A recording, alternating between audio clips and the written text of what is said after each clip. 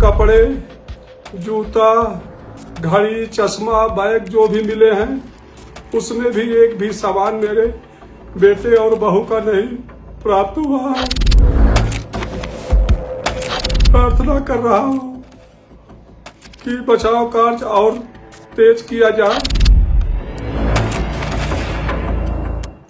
राजा और सोनम रघुवंशी की honeymoon mystery अभी सुलझी ही नहीं है।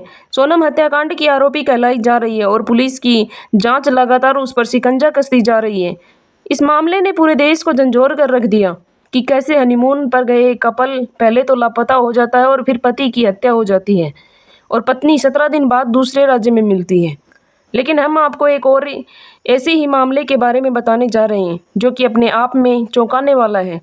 जी हाँ, सिर्फ सोनम और राजा रघुवंशी ही नहीं, एक और हनीमून कपल मिसिंग है। शादी के बाद हनीमून पर सिक्की गया प्रतापगढ़ के नए दंपति का 13 दिन बाद भी अभी तक कोई सुराग नहीं लग पाया है। आपको बता दें कि शादीशुदा जोड़े का नाम कौशलेंद्र और अंकिता है।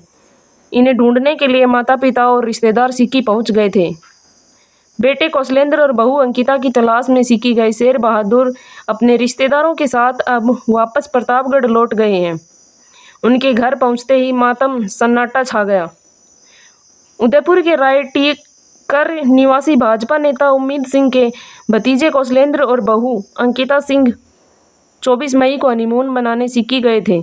29 मई को गंगटोक से लौटते समय मुशीथांग के करीब 1000 फीट ऊंचाई से सैलानियों से भरा वाहन तीस्ती नदी में गिर गया था। 8 सैलानी गायब हो गए थे, जिसमें कौशलेंद्र और अंकिता भी शामिल रहे।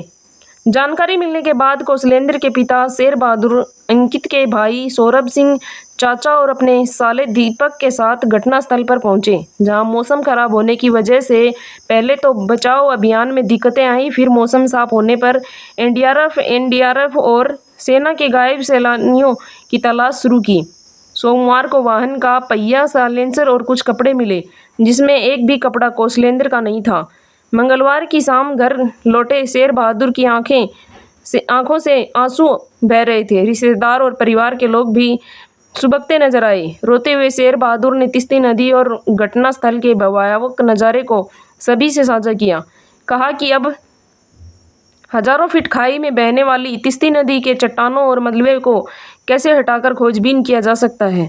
घटनास्थल के करीब 8 किलोमीटर दूर चुंगनाथ तक टीमें खोजबीन कर रही है। नदी का बहाव अब पहले जैसा हो गया है, लेकिन मलबे के नीचे खोजबीन करना आसान नहीं है। अभी तक उसके बच्चों से जुड़ा कोई सामान नहीं मिला। अफसरों के आश्वासन पर घर लौट आए। इस बीच उत्तराखंड के मुख्यमंत्री पुष्कर सिंह धामी और राज्यपाल से भी मुलाकात हुई, जिसके बाद बचाव अभियान में तेजी आई। 2 बार वहां के डीजीपी से भी मुलाकात हुई, जिसका परिणाम यह रहा कि लोकल अधिकारी हर दिन के बचाव कार्य पर अपडेट दे रहे हैं। हादसे में गायब बेटे और बहू की तलाश में गंगटोक पहुंचे शेर बहादुर रिश्तेदारों और परिजनों के साथ आंखों में आंसुओं के सैलाब के बीच कुछ कलेजे के टुकड़ों की तलाश कर रहे। हादसे में बचे 2 सैलानियों के होश में आने की खबर पर सब उनसे मिलने पहुंचे। फोटो देखकर उन्होंने दोनों की पहचान की। बताया कि वह उन्हीं साथी वाहन पर सवार थे।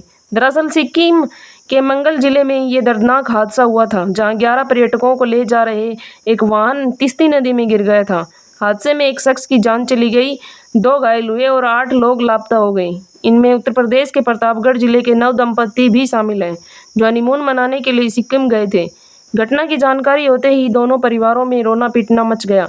पट्टी कोतवाली क्षेत्र के धनसराय छिबला गांव के निवासी राजेश सिंह उर्फ डब्बू की बेटी अंकिता की शादी 5 मई को राटीकर गांव के शेर बहादुर सिंह के बेटे कौशलेंद्र प्रताप सिंह से हुई थी। शादी के 4 दिन बाद 9 मई को अंकिता की विदाई हुई, वह अपने ससुराल पहुंची। 24 मई को नव दंपति कौशलेंद्र और अंकिता हनीमून मनाने के लिए सिक्किम गए।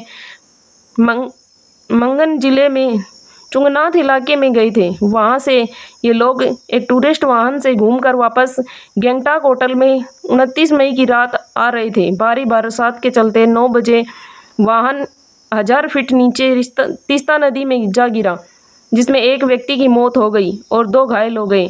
8 लोग अभी भी लापता हैं।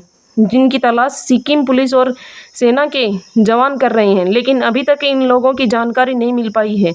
लापता कौशलेंद्र सिंह अपने मां बाप की इकलौती संतान हैं। सोनम और राजा के लापता होने के बाद लोगों को अनहोनी की आशंका थी, लेकिन मामले ने एक दूसरा ही मोड़ ले लिया।